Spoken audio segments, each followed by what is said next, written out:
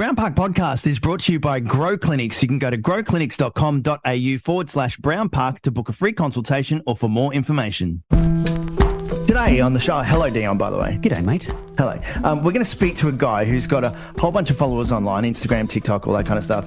But he does life hacks. He does things he didn't know by the time he's 30. Now, we're a little late to this party because we're 40, but we want to learn stuff. Some of the things that he puts up on his platforms blow my mind. We're going to find out more on the Brown Park Podcast.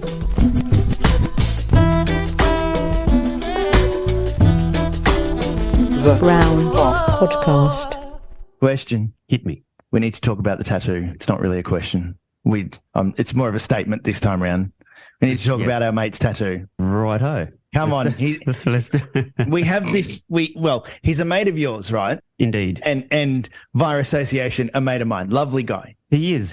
So the other day, he put up on his social media when he was getting his new tattoo. Yeah. Before it was done, so the stencil. So you go there, you want to show people what you're going to get. The stencil's on his torso. Yeah. And I noticed a spelling mistake. Yes. So is he going to hate us for saying this on the show? No, he'll be fine. He'll be fine. Cool. All right, so it was the saying was can't buy time. Yes, but buy was BY instead of BUY. BUY, yeah. And I'm sitting there and I'm looking at it on social media, going, do I say anything? Like, what do? I don't want to go stepping on his toes. Maybe it's the way he wanted it. So it got the better of me, and I texted him and said, just want to check the spelling. And he goes, I said, is it meant to be BUY or BY? And he goes, no, it's meant to be buy. I'm like, okay. So I let it go.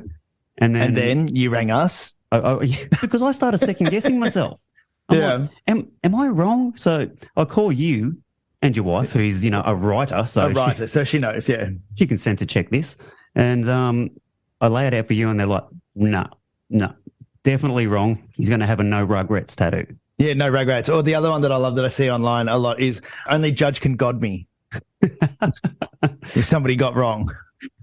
So I did that first text, and then I went, you know what, I've got to follow this up. So I tried calling him. Yeah. He's obviously under the needle at this point in time.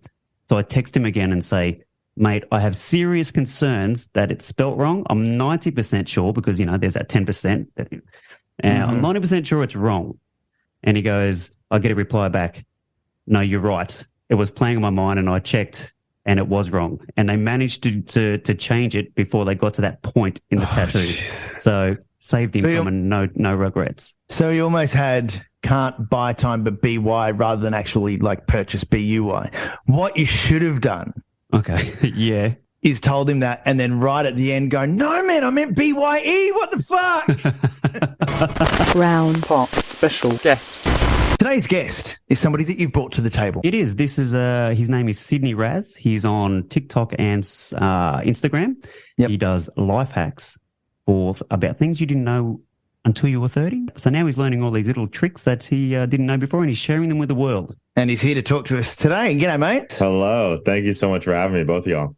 How's Los Angeles go? We were just chatting about this before you jumped on. It's snowing in Los Angeles. Was snowing in Los Angeles. Well, not snowing in Los Angeles, but it snowed. It snowed in the mountains a few weeks ago, and it snowed in Burbank, which is a little bit higher just enough higher elevation. But it shouldn't snow in Los Angeles. Is the really the biggest takeaway? It shouldn't snow in Burbank, should it? It shouldn't. No, it was. I was saying before we started recording, I posted on Instagram stories, and I just went, uh-oh, this is bad. Yeah. And then that was just the whole, oh no, where are the pigs? How are they flying? I don't understand it. So there you go. So how long have you lived in LA for? So you've never seen any weather like this before? No, I've lived in LA almost 11 years now.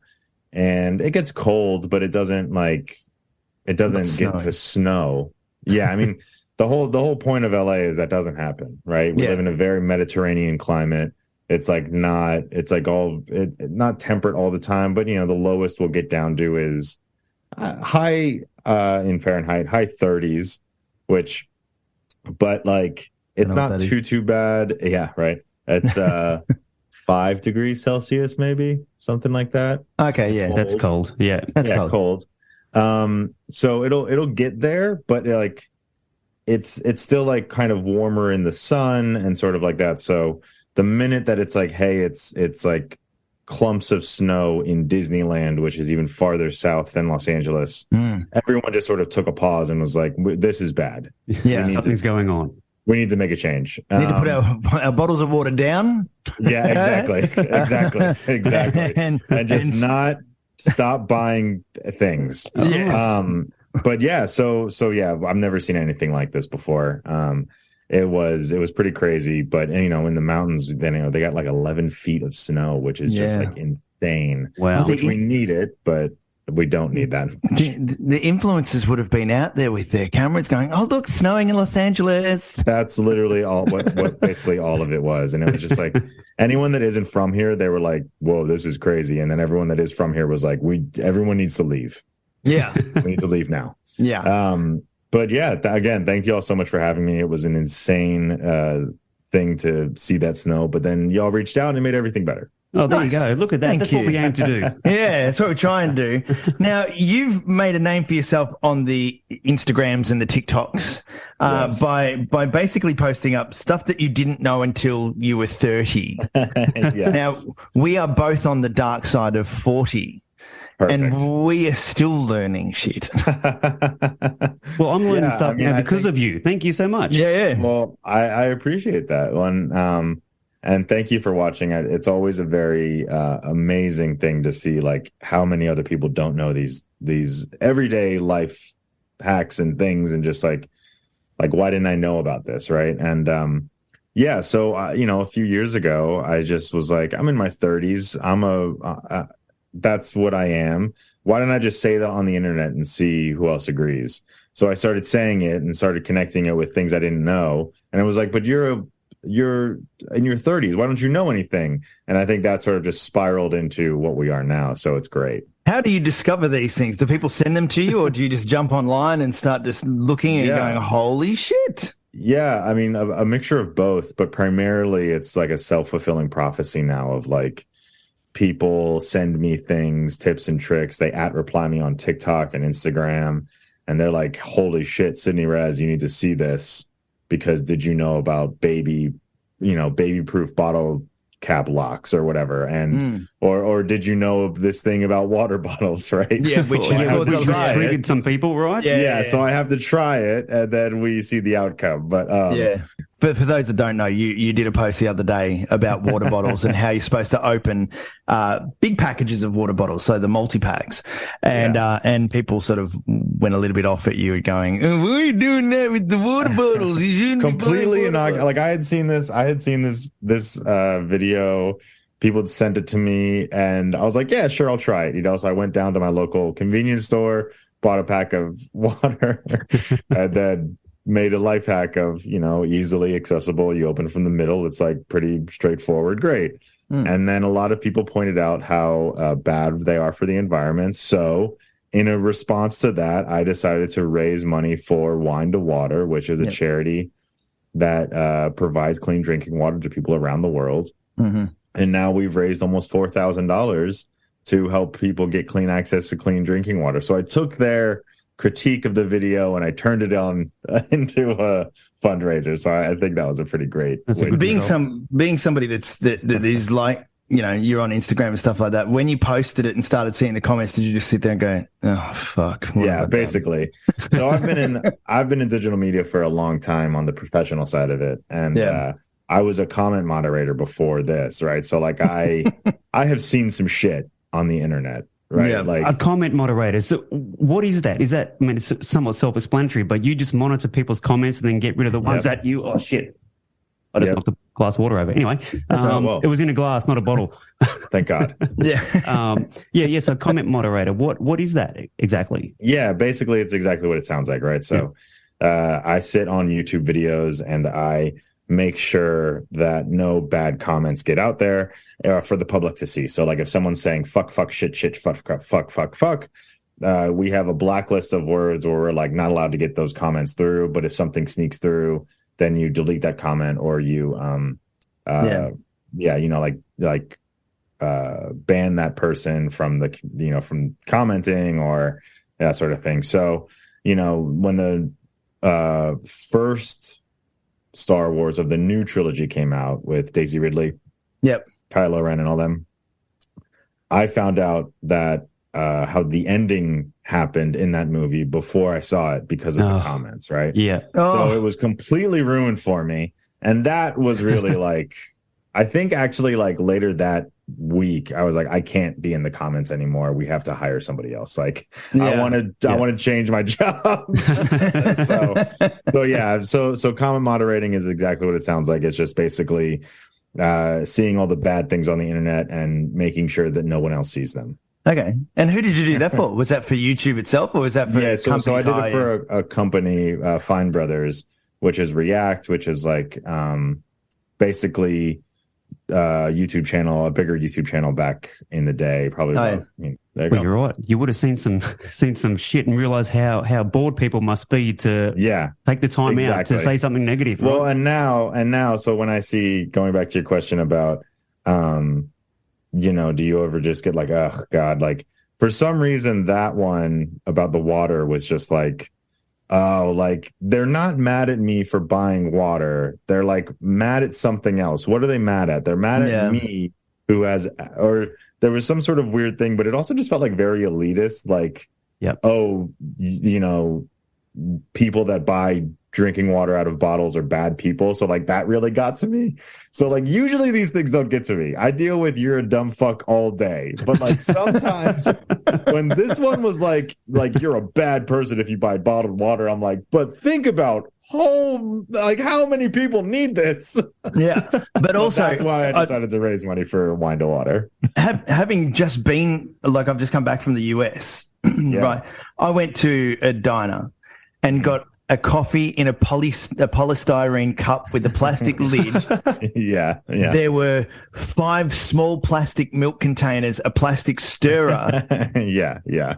And I'm looking at that going, okay, why pick on you for bottled water when my meal would have killed 30 dolphins? Yeah, it's an interesting, that's why America's landed the free, right? We're all so individual that we have to have that crazy juxtaposition of yelling at people for buying bottled water, but then also going to the diner and consuming all of the plastic in the country. Yeah. So it's that's what makes America great. Right? Well, you're an easy target too, right? Because you've got this platform, people. It's just easy to throw darts at someone. And I think that's the beauty of comments, right? It's such a space. Comments in general are just so amazing to me because everyone is hidden behind a veil of anonymity, anonymousness. Yeah, that'll do. Sure, why not? We get it. Okay. Yeah, we get it. Yeah, but then at the same time, they're not anonymous. So all of the conversation you have is as if you're yelling to the person right next to you in a way that you would never yell at them in public. Right? No, absolutely. Right. So it's just this beautiful, weird thing, and yeah, I'm sure that those people that got mad at me probably did buy a coffee from 7-Eleven later that day, but they wanted to make it known that plastic water bottles are bad. So how does that usually play? With you're such a well-known person on social media and whatever now. How do the comments come into play for that? Do they, you said, they usually wash over you, but do they always wash over you? They pretty much always wash over me. It's I think that I have been lucky enough to see how frequent the same comment happens on the professional side. Yeah. And also I noticed in that video too about the bottled water, how those comments were the first ones that the algorithm popped up, right? Really? Okay. So there actually weren't that many comments about it, but Instagram really wanted me to know that they were there. Yeah. So it was the first 10 comments that I saw, everyone was replying to them. And it just was also sort of this weird thing of oh, this is what Instagram wants me to see and get mad about. They want to see the negative. They want to trigger. There you go. Exactly. They want to debate. That's what they do. They want to debate. That's what they want. They want people on the platform fighting. Or just feeding into it. But yeah, usually, the comments, good or bad, they are all pretty, I really love reading the good ones. And the bad ones I just don't see as actual critique. I mean, I think it's any sort of like critic or anything. It's just sort of like, well, you have your opinion, and if I thought about all of these comments ad nauseum, I would not be able to do what I do. So I have to sort of like let it wash over me, you know? I call them one-handed typists. Yes. Just like this. Yeah. All the time. Right. Yeah. Just one hand on the keyboard, one hand on something else. What? Brown pot. Hair growth is simple with Grow. Did you know that? Well, I do, because I had the procedure. Yes. Exactly. If you want to stop hair loss and regrow your hair or maintain strong hair growth, they have the solution for you. You can jump on their website, which is growclinics.com.au, and you can take the Grow quiz, which is 3 simple questions, and then they'll match you with the most suitable hair loss solution to what you've got. So if you're not ready for a hair transplant, they have options to have you covered. Yeah, they said if you're not sure which solution is right for you, you take the quiz, then they'll match you with the most accurate one for your particular situation. You can also speak to an expert for free. They have online consultations. They can sit there and they can go, yep, look, we see that this is the problem. This is what we can do for you. The other best thing to do is to pop into one of their offices and get the dotted line put on your head. If you follow them on socials, everybody starts with the dotted line on their head. Their Sharpie hairline, and that's when you go, all right, I am in. Yeah, because there isn't a one-size-fits-all solution to hair loss, and you need to find the right one, but I guarantee you, we've both done it. Once you have that dotted line on your head and you can see where your hairline's going to be, you will be in. 100%. There's no going back from that point. So go to their website, growclinics.com.au. They've got offices all over the country, and go and regrow your hair. Brown pot. I wanted to ask, one of the videos that I've seen that you post recently was about trauma. Yes. And dealing with trauma and giving it a name. Have you experienced this? Because it's like, without going, talk about what you need to talk about, but you've obviously dealt with something in your life. Yes. Yeah. And then I saw the video and I thought, that's really good. You've come out and talked about it, but then also you've said, I've given it a name. Yes. So my trauma, it's interesting. So I grew up in a pretty, my dad was not a good person. Yeah. So he was, physically, mentally, all of the abusives, right? Yeah. And so we all sort of had to deal with it in our own way. But in the past, I want to say like 7 years, I have truly dealt with what that was, especially after so my mom, my dad, and my stepdad all died within like 3 years of each other before I was 30. Oh, right. Yes. And so I've dealt with that a lot. So once that happened, I think I just had like sort of a shift of going down a deeper and deeper dark hole. And then when I started dating my now wife, it got like kind of worse and worse, and my anxieties like sort of really started to overtake me, and it was really, really difficult for me, right? Mm-hmm. And so then when I started going to therapy hardcore again, it was once someone told me that I had symptoms of PTSD, I looked at the therapist and I was like, that's insane. What are you talking about? That's not a real thing. Yep. I didn't go to war. I didn't do any of that stuff. So why would I have PTSD, right?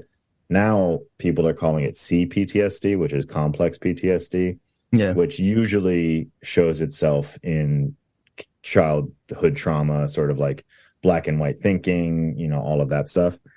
So once I found that out and I could sort of like reanalyze how my brain was working and then go to therapy and then like talk about how I was disassociating all the time, even though I had no idea what disassociation was, it was like, oh, I can think of it more. I can like work on it more, and sit in it more. So naming the trauma is really just sort of like me being able to look at it and go, okay, I'm, afraid of doing dishes because of some sort of connection to my trauma growing up, but I'm afraid of doing dishes because the water is running, so I don't know who's behind me, right? Mm-hmm. So it's like, okay, how can I mitigate that? So, it's just sort of naming it that way and just sort of like being more okay with talking about it openly so that I know that, I guess, people understand maybe like if I'm like a little bit fidgety or something. I'm not exactly sure really, but it's been helpful to me to like just be able to talk about it, you know? So what was the catalyst for you to jump back into therapy? So did you have therapy when you were younger, when you were a child, or? Yeah. So when I was a kid, I had like therapy on and off, and I didn't really go to therapy until maybe like college, when I was like, oh, maybe I need help or whatever. But that didn't really help that much because they were like, you know, all grad students and, you know, just sort of like trying to figure it out. Like, figure it out themselves. You know, people that are learning in college may not be as good as someone that has like a full licensed profession, right? But it is all part of the learning process, and I'm sure it was good for me and for them. But so then really what happened was I was going to a lot of festivals and partaking in a lot of substances. And my brain just sort of like connected so much to those substances that was like, oh, I need this all the time, right? So it didn't really become an addiction problem so much as like if I keep doing this, I know this is bad, right? So then I started going to therapy, and I told my therapist this, and he goes, so why do you like Molly? And I was like, why wouldn't you like Molly? What are you talking about? It's the greatest thing in the world. That's a dumb thing to say. And I was like, do you know how freeing it is to not think about everything all the time and how terrifying it is all the time? And I started talking about like all these things, and he goes, you have trauma, you have PTSD. And I was like, stop that, like what I just said. But then so like fast forward, you know, a few years, my mom and dad and stepdad have all passed away. I'm living with my girlfriend at the time, now my wife, like I said, and we were living above this family, and we were having a party. It was like a Friendsgiving or something. And I was so aware and scared of making so much noise that I sort of like shut myself in. I've never talked about this before on a podcast or anywhere besides my friends. Anyway, I shut myself in like this weird, like dark hole, right? Yeah. And I just sort of like locked myself in the room and like had to sit there, right? Wow. And I was like, oh, this is the part where like my mental health is now affecting everybody else around me. And that's when I sort of made that decision of like, I can't do this anymore. So I have to go to therapy. And I was in therapy for a while, and then I started taking Zoloft, and I mean, so it's been like a very long journey of like trying to understand self, but it's you know, still a work in progress, but I think it's a lot better now than it definitely was back then. It's hard to get to that point where you know you need the therapy though, because I go to therapy. I've got therapy tomorrow, and I don't have a childhood trauma. I have still worth it though. Still good that you go. Oh, look, I have depression. Sure. So, and it's hereditary. So it runs in my family, and it's triggered by major life events. So, but it takes a while for you to get to that point. It wasn't until my wife sort of said, "You're unbearable. I need you to do something." Exactly. I love you and I care for you, but I'm done. I can't help you anymore. I need you to go and see a therapist. I need you to go and sort your shit out. Exactly. Because that's I don't want. Yeah. And so you need a partner that's very understanding.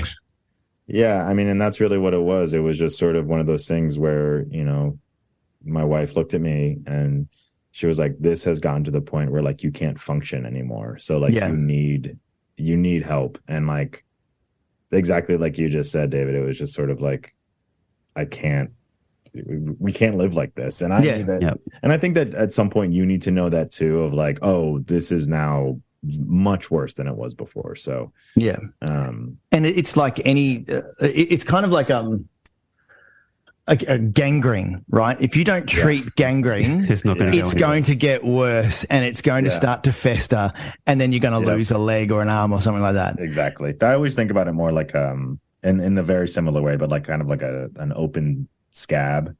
Right? Like you're constantly picking at the sides of it, and then like at some point the scab's going to come off and just be painful and rip everything open, but you have to let it breathe. And then like therapy is like the alcohol that you pour on it or something, right? Yeah, it takes a Band-Aid. Yeah, exactly. Like, so yeah, that's the way I think about therapy now. I would definitely not be here if it wasn't for therapy, for sure. And it's funny you say that about therapy, because I went to therapy a while back because I've got ADHD. Well, I was recently diagnosed with ADHD, and I was going to this therapist, and because I was getting really impatient and things like that. And the second session, she goes, "So, how's the anxiety going?" I'm like, "I don't have anxiety. What are you talking about? Are you confusing me with another patient?" And then she said, "Well, how are you feeling in these moments?" I went, "Holy crap! You're right. I have anxiety, and I had no idea." Yeah, exactly. It's the surviving, right? I think that's one of the things that I talked about in those couple of videos. It's like the key is not to survive; it's to thrive, right? So to think about it like that, you like existing is more than survival, and I think that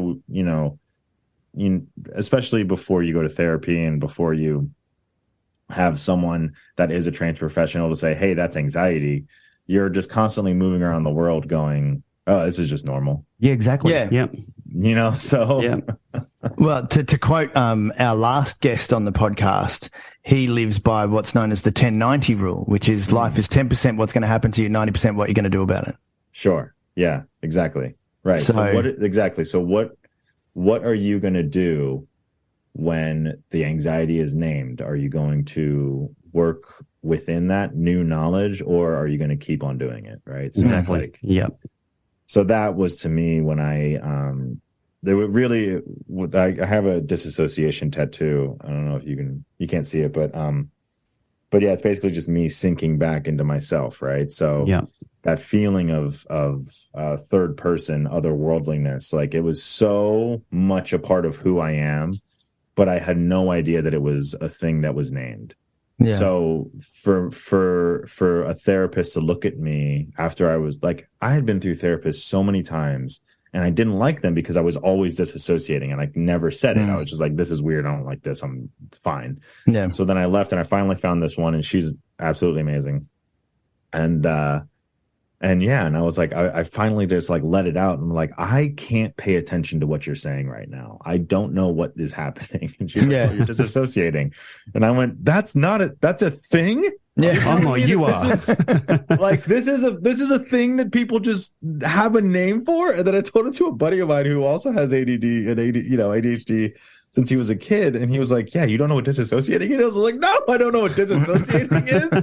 All of you motherfuckers just walking around knowing what this word is. Yeah, things I didn't know until I'm 30. Truly, and all of Gen Z actually, I said disassociation, and like they were all like, "Oh yeah, we all know this. We all know this." I'm like, "What the fuck, you guys? Like, let could have told me earlier." Know. Shit. Yeah. So it was truly a wild experience, but I'm glad you both are getting help, and I'm glad you both like sort of have this thing to name now, which is so powerful, man. Oh, it is. It's massively. Powerful. I mean, and the more we talk about it, guys like us talk about it, then just that one person might prompt to go, all right, I'll go to therapy and just, at least have that conversation or talk to their friends. Because for a long time, people just knew me as impatient and the guy that can't pay attention. Like through school, oh my God, it was, I was always getting in trouble, getting kicked out and all that type of thing. So yeah, to finally get to that point later on in life, I'm like, far out, how much time have I wasted sitting in this normal? Exactly. I mean, that's, it's funny to me too, when I think about, I was terrible at school. Oh God, I was so bad at school. And like, and there weren't really any dyslexia tools back then, or there weren't really any, like, I don't think that there were any things that I could have told them, because I didn't have any name for it either. Right. No, that's right. People would always say, like, why aren't you doing your homework? Or, I mean, besides like the complete turmoil that was my home life, that was the one that everyone paid attention to. But if someone had been like, oh, maybe A, you are dyslexic, B, you have trauma, so you're disassociating the whole time, like maybe I would have like been able to like get an audiobook. So I would just would have like, I have never read as many books as I did last year when I learned that pretty much everything's on audiobook now, right? Yeah. So it was just fascinating to me how Frankenstein the book is so much more different than Frankenstein any of the movies. And I was just like, wow, I wish I had this in high school, because like I would have read the books if someone had just like given me sure. Yeah. I mean, I'm similar. Like I never read as a kid either, and then I've got Audible and I listen to audiobooks now. It would have been a total game changer back in the day for sure. It's just absolutely brilliant. I mean, So I mean, I think destigmatizing, especially for for white cisgendered men who, always present as strong and don't talk about their feelings, because if we do, we're made fun of horribly. It's just one of those things where you just want to make sure that like other people are safe. And now I want to make sure that like, if you do need help, you can get it. And I think that's why I'm sort of like trying to find this shift in my content of like, I want to be more, presenting to this stuff that I've dealt with. Because you got like, you're a lot of people always ask me like, Sid, why didn't you know any of these things until your 30s? It was because like I was just surviving. I didn't know that I could use a can opener differently, or I didn't know that I could, you open the child safety, or pour hot water on a fish. Exactly. Like I didn't know that spatulas were different. Like I didn't know there were different types of spatulas. I thought this was just the flappy one and the hard, like that's a spatula, right? So, like every once in a while, my wife, God bless her, when we were first dating, she taught me about how to tell the difference between lowercase b and lowercase d, and that's just like with your hands, right? So if you look at them, you'll see a lowercase b and a lowercase d. And I was just like, fuck, that's incredible. And she is an amazing person. So she like constantly, every once in a while, she'll just like say these things. She's like, you didn't know that? And I was like, no, I didn't know that. No one taught me this thing. Like I was just like in my own cocoon of fear and survival all the time. Yeah. So now it's just like such a brilliant thing to like kind of make that shift, and it feels so freeing. So I'm glad that you all have me on the show and, are kind of bringing a voice to this topic more and more. And what's good about your content too, though? I mean, it's primarily lighthearted, what I didn't know in the 30s, but you slowly bringing in this trauma chat into your platform. It's what a great platform to do it on. That's in a way that doesn't make people feel dirty or hidden. I love it. I think that's a big part of it, right? I'm trying to make sure that like, if it does sort of come up, it's like, listen, I didn't know what this was either, right? So a lot of people are hopefully gonna see it as like, oh, like that's what that is. Like I didn't know that. In the same way that they see a life hack, right? So So I think I hope that that's the way it's perceived. Can I ask a personal question? And you can not answer this if you don't want to. But going through what you've gone through, did you ever get a chance to sit down with him and go, "What the fuck"? Yeah, I tried a few times. Right before he died, I called him on the phone and I was like, Dad, you got to tell me the truth, man. You got to be real with me. And it was probably like a week or two before he died. And he was like, all right, Sid, I'll tell you. We'll get to the bottom of it. Well, I'll tell you all the truth. And then he died. And I was like, you motherfucker. Oh, fuck. And it was just one of those things. Yeah, exactly. And I was just like, you had to lie like one more time. You had to lie just one more time before you fucking died. So that was kind of my thing where I was like, it's also like, my sisters and my brother, like my experience and their experience, we all had very intense experiences, but I had to really like rebuild my trust with them and like their truth, right? Yep. Which is he's terrible. And then my truth, which was everyone's saying he's terrible and he's my dad. So like, how can I not believe him kind of thing? So it was always sort of like this back and forth between truth and not truth. And, but now I really do exist in that truth of like how awful he was. And, so I really wanted him to tell the truth, but now he's dead, and I just exist in it. And now you have something to talk to your therapist about. So. Yeah, exactly. That's the best part, right? It's like, it's funny. Another thing I've never just talked about is like the relief that I felt after he died, which was like, oh, we made it, right? Like we survived him. Yeah. And that was one thing where it was like, especially my little sister and I, we were just like, oh shit, like we did it. Like, yeah, we made it past him. And I think that was a big relief for us all. So. And now you've got a child of your own, right? Yeah, little baby. She's 7 months old. And, 7 months. Isn't it funny how you now have a chance to break that cycle. And you have a chance to be everything that your dad wasn't to you, to your child. Yeah. Yeah. I mean, I think that's, my dad was a bartender, worked nights, had drug problems and drinking problems and everything. Bartender of the year, actually, in 1989, no big deal, in Washington, D.C. And he was, but he was never really, obviously, like around. He pretended to be, but now with my little girl, her name is Zelda, so after Zelda Fitzgerald, and a little bit of the game. Let's not mince words. But now that I have her, at first it was like fear, right? It's like complete fear, oh my panic, of like, oh my God, I have a daughter now. Oh Jesus, that's horrifying. Yeah. But but now it's just like sort of a catharsis of like, like I get to be home all the time. We go on walks, we laugh together, it's amazing, right? Little things. It's really, you both have kids or? Yeah. Well, David's got 3. I've got 1. But I remember when my daughter was born, it was like a love bomb. It's like, I love this baby so much, but holy crap, I can't even look after myself. Yeah, exactly. Yeah. Well, that was, it's funny thinking about that too. It was like, I think that I was so much more ready to have kids because my older brother had 2 kids. He's 7 years older than me. My older sister's 9 years older than me, and she's got 1 kid. And so when I was ready for it, I had already my wife and I actually had been to couples therapy for about a year before we started trying because we just knew that this was going to be bad if we didn't. Right. And so I had been in therapy for a long time and I was like, we got to go to couples therapy before we do this because it's a lot.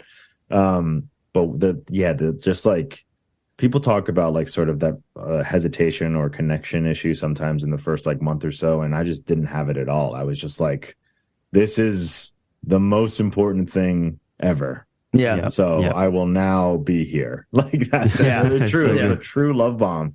Yeah. I ask my mother-in-law, especially, I was like, does this insane, like painful love ever go away? No. And she was like, no, it actually gets worse. No. Yeah, it does get worse because you never want to see them, you never want to see them heartbroken or you see them struggle at a sport or something. It definitely gets worse. It doesn't get better. But it's amazing. Yeah, it is kind of like a redo and it is a complete breaking of the cycle because I know that like I have taken the steps and still am taking the steps of like, if I get mad, I'm not slamming my fist on the table or I'm not doing that kind of thing. So it feels really good. It feels really, really good to like see moments like that and go, okay, moving on. Or like if my wife and I get into an argument, it's not the end of the world. It doesn't ruin our day anymore. It just sort of is like, yep, that's what happened. So. Well, that's where therapy comes in, right? Because when you do that as a couple, you learn to communicate better and you just learn to be better as a group. So exactly. It's always the shared experience rather than the separate. Yeah, we over me was what one of the last guests said too. So yeah, it makes sense. Round pop. There isn't a one-size-fits-all solution to hair loss, and you should go and speak to Grow Clinics if your hairline is worrying you. I saw on social media the other day that women are getting this procedure done as well. Women that aren't happy with their current hairline, they're having their hairline brought forward, and it looks bloody amazing. I've got a friend that wants to get it done, and she's gone, I love what you've done. Can they do it for women? Saw that they're now doing it for women as well and bringing their hairline forward, and she wants to go. Amazing, isn't it? Like back in the day, it was just about the men, but now it is open to anyone that wants to change their hairline.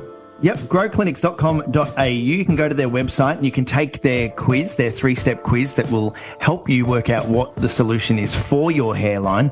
And now it's open for obviously men and women, and you can go into the questions and then they'll align you with an expert that can walk you through the process and what's involved. Nothing to lose. And look, if you want to find out more, if you go to their website, there's a whole bunch of real people, real stories. They've helped thousands of Australians like us that have been losing their hair and had it regrown. Matt Rogers, footy player.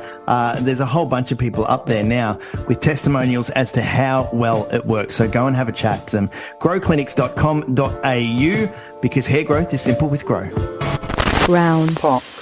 Now, just quickly, can you make a living from being an Instagrammer / TikTok? Is this what you're?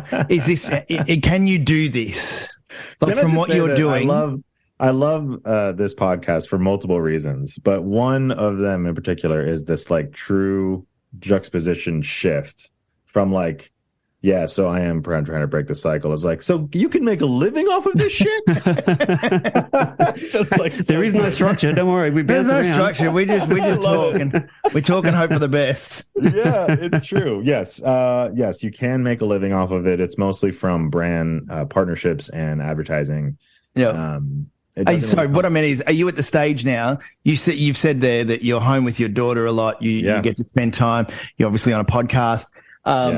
Is this now your life? Yeah, it is. Yeah. That's amazing. And it was always my goal. This is my dream job, what I'm doing right now. So like, I have been working towards this since I was in high school, and making sure that one day I would be here and making a living off of being on the internet and posting videos on the internet. And like, so this is my job, and it's amazing.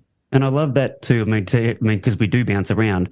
The fact that you get to do this for a living helps you then be more present for your daughter and continue that connection and breaking the cycle, as you say. So it's it's honestly, it's fantastic. It's, and I think too, when the pandemic was in like full swing, right? March 2020, we were all locked in home. We were all, there. You got sort of like this first view of like, oh, we can do all of this from home, and we could take care of kids and like do all of this stuff and like just be there all the time at home, right?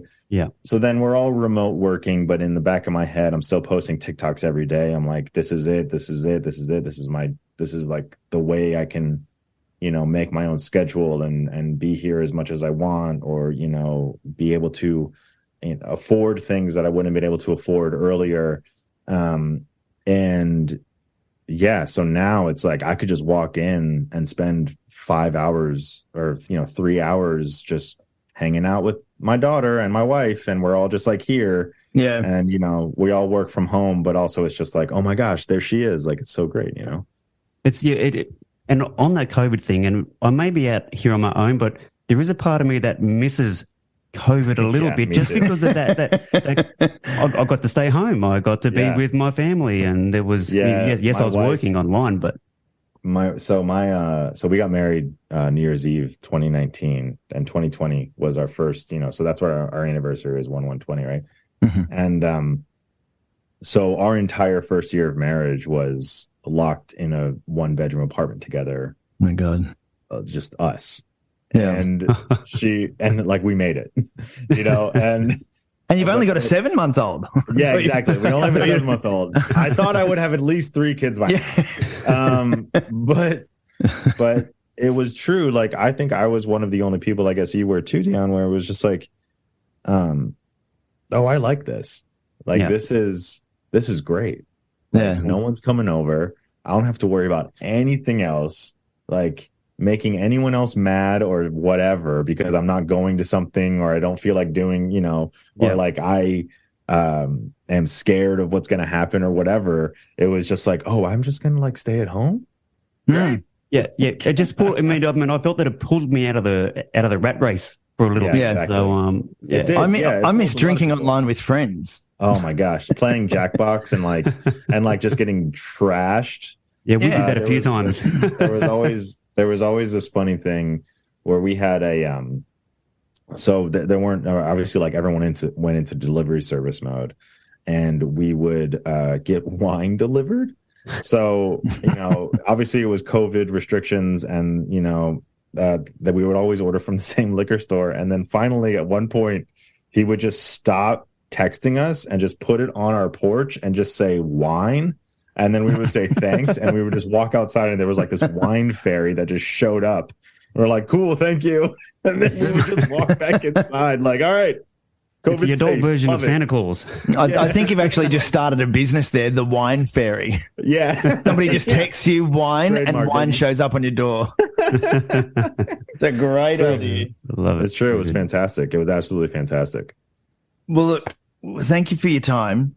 Absolutely. Thank you. Keep doing what you do online because it's very funny. And even though we're on the dark side of 40, we're actually learning things from a 30-year-old. Well, and I'm a baker by trade. So that, when I was younger, I was a baker. Oh, really? And then when you showed that teaspoon hack where you just put the teaspoon in the flour to get that volume, I'm like, I've been doing this my whole life. And I had never seen that before. There were actually a few of them. So if you're a baker, there's also like, you can obviously like put like cooking spray on a spoon so like honey doesn't stick to it. There's I didn't know that either. Oh yeah.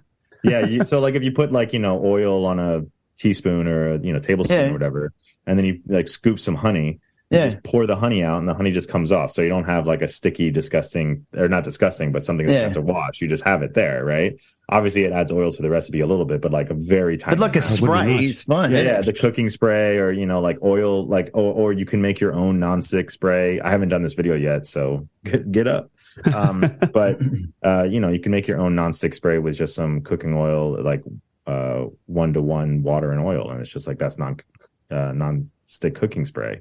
But then the bakers actually got mad at me for that dry teaspoon hack, because they were like, "Oh, this isn't the right measurement." I'm like, "It's not that different, guys." Yeah, relax. Yeah. Like, so out came the one-handed typists. Yeah, exactly. Well, yeah. Well, thank you all so much for having me. I'm happy to come on and talk trauma and talk mental health again and how important it is. And yeah, I don't know. This has been very enjoyable. So thanks so much, guys.